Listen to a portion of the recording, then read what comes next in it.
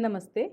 I am Tejaswini and welcome to Astrology and Dharma. I have been asked an interesting question. Why do some of us worship Ugra Devata, ferocious deities, instead of the gentler Soumya deities? It is a longish answer. Sanatan Dharma is the eternal foundation. It is the Astitva, existence, and it is broadly in two steps, Vedpurva and Vedant. Vedpurva is the junior school of Sanatan Dharma. Moorti puja and karmakaand is the first step, and there is a beautiful pantheon of deities which you can worship as per your choice. There is the Devi Lakshmi of the Sattvagun, smiling, showering the universe with gold.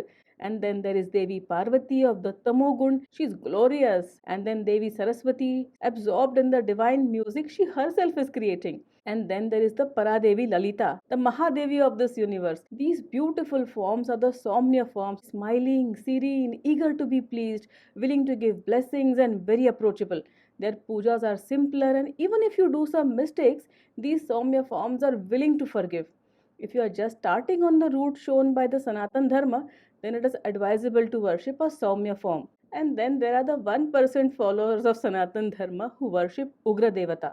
Bhagwan Kaalbhairav, Devi Mahakali, Devi Tara, Devi Chamunda. Worshipping these Ugra forms requires immense mental discipline. Take this up only if you have complete control over your emotions, because these forms are very strict. It is like walking on the razor's edge. But if you have prepared, then it is these Ugra forms which will give you what you really want, the secret of moksha, immortality, freedom, wealth, knowledge, pure prosperity. Devi Mahakali is the same Devi Lalita, but now she destroys the concept of Kal.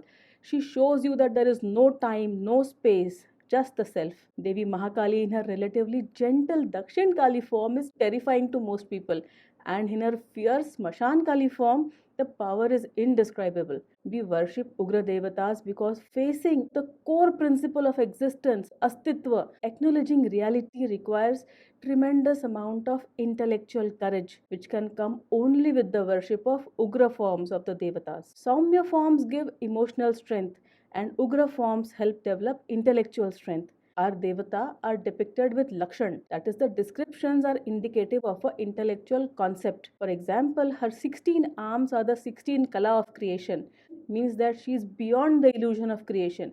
She has no attributes, she is pure existence, Astitva.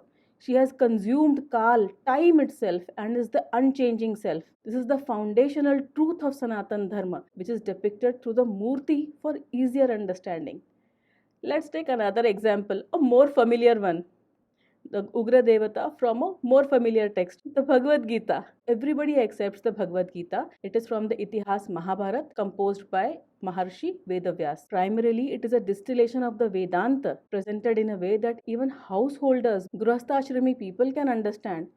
And it also hides within it the deepest secrets of Shri Vidya. Now open chapter 11 to read on what the god of the Bhagavad Gita actually looks like. Here Shri Krishna shows Arjun the Vishwaroop. Arjun was a Maharathi. He was a warrior of the highest degree. And this is what Bhagwan Shri Krishna shows him. He shows him the Moorti of the Parmeshwar with infinite heads, infinite faces, infinite mouths, all of which are open and emitting fire, infinite arms moving in different directions, infinite bodies of all possible looks, colors, shape. Shri Krishna shows him how everything of this created universe, even the deities, the sages, the entire creation itself is continuously being swallowed by the infinite mouths of the Vishwaroop Parmeshwar. This was too much for Arjun's mind. He thought that his mind would go insane, so he begged Shri Krishna to stop. The Lakshan of this Vishwaroop are not different from the Lakshan of the Devi Mahakali. The god of the Bhagavad Gita is essentially in the Ugra form. But to understand what is being shown by the Ugra forms requires that you follow the stepwise syllabus of the Sanatan Dharma.